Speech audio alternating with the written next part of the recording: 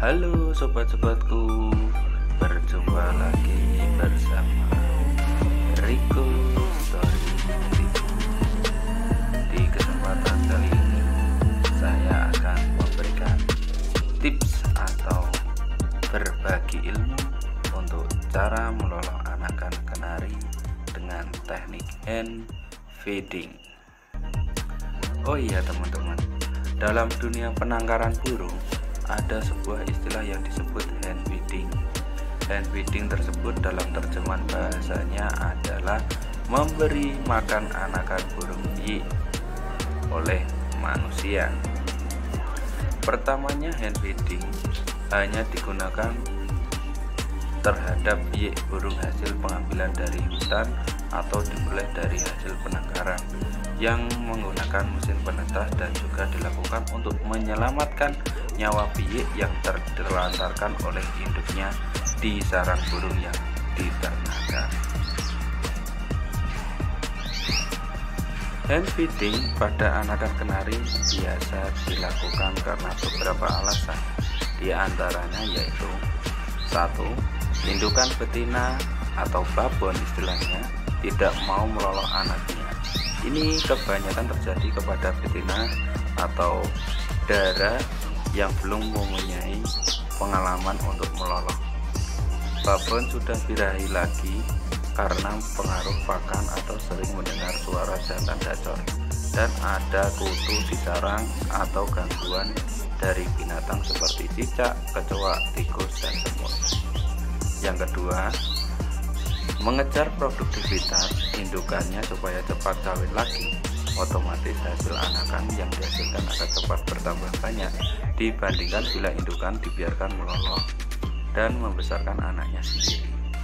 Dan hal ini ditinjau dari segi bisnis, tentulah sangat menguntungkan bagi si peternak tersebut. Nah, untuk tahap pertama, bila kita melakukan teknik hand feeding pada piyik kenari adalah tersedianya waktu untuk melakukan hand feeding pada jam-jam tertentu dan harus kontinu.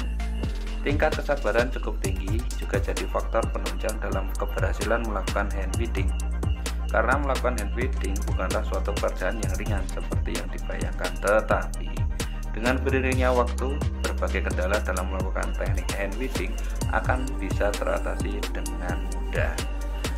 Dan untuk usia piyik yang ideal untuk metode hand feeding ini adalah piyik yang sudah berusia 1-3 minggu, karena kondisi fisik piyik kenari pada usia tersebut rata-rata sudah cukup kuat. Hal ini dikarenakan piyik telah memiliki asupan nutrisi dan imunisasi dari induknya, dan juga sudah tumbuh bulu-bulu jarumnya teman-teman. Jadi seperti itu ya teman-teman untuk teknik hand feeding. Tetapi akan saya berikan juga untuk ilmunya, untuk cara melolohnya. Jadi jangan kemana-mana, stay tune terus di Story TV. Kita langsung masuk ke tekniknya.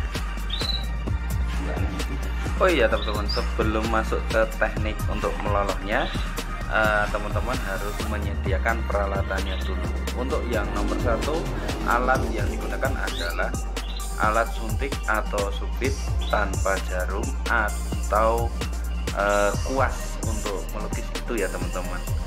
Yang nomor 2, karet angin yang bisa digunakan untuk karet pendel sepeda atau becak. 3, sendok plastik atau alat makan bayi manusia untuk mengaduk bubur pakan lolohan. 4, mangkok kecil untuk tempat menyimpan bubur lolohan. 5, gelas plastik untuk tempat air. 6, kotak inkubator untuk tempat penyimpanan piyik. Sedangkan untuk bahan-bahan untuk adonan bubur bayi kenari adalah sebagai berikut teman-teman. Yang nomor 1, 20 gram bubur lolohan burung. 2, 50 gram bubur bayi rasa beras merah atau kacang hijau. 3, 6 butir kuning telur puyuh rebus. 4, 2 butir minyak ikan.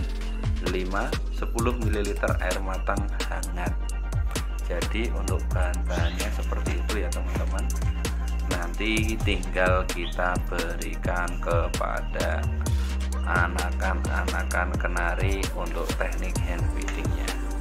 Untuk teknik hand feeding yang dilakukan oleh Pak D. Taruno menggunakan alat bantu yaitu kuas untuk melukis ya teman-teman, karena menurut beliau kuas untuk melukis tersebut tidak akan melukai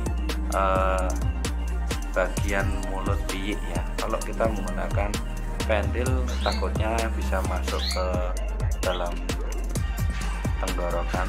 Kalau kita menggunakan alat yang lain, pinset atau apa, takutnya akan melukai bagian paruhnya teman-teman. Jadi lebih baik menggunakan kuas untuk membantu meloloh anakan atau menggunakan teknik hand feedingnya agar terhindar dari beberapa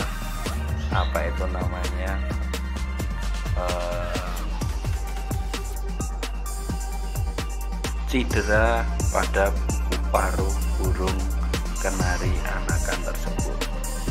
Oh ya teman-teman, untuk teknik Pak D. Taruno ini dia memberikan hand feeding ini untuk lolohan kenari ini yaitu setiap 3 atau 2 jam sekali.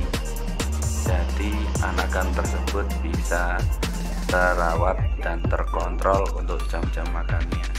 Serta teman-teman di usia yang muda tentunya untuk bubur kenari pakan bayi ini harus encer, kemudian dilanjutkan secara kontinu sampai bubur bayi agak mengental sesuai dengan umur pada kenari tersebut.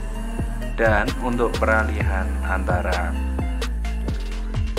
memakan bubur bayi ke pemakan bijian, teman-teman harus menggunakan extra fooding agar bisa membantu menambah nutrisi, gizi, dan zat-zat yang diperlukan untuk tubuh biik tersebut. Contohnya adalah jagung manis, kemudian telur puyuh, dan sayur-sayuran atau sawi pakcoy tentunya. Oh ya teman-teman, demikian tadi untuk teknik hand feeding yang dilakukan oleh Pak D. Taruno.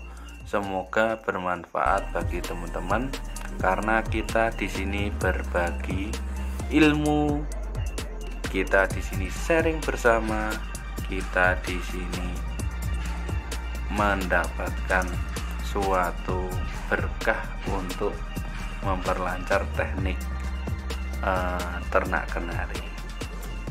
Begitu saja teman-teman, kurang lebihnya mohon maaf. Kita berjumpa lagi di video-video selanjutnya.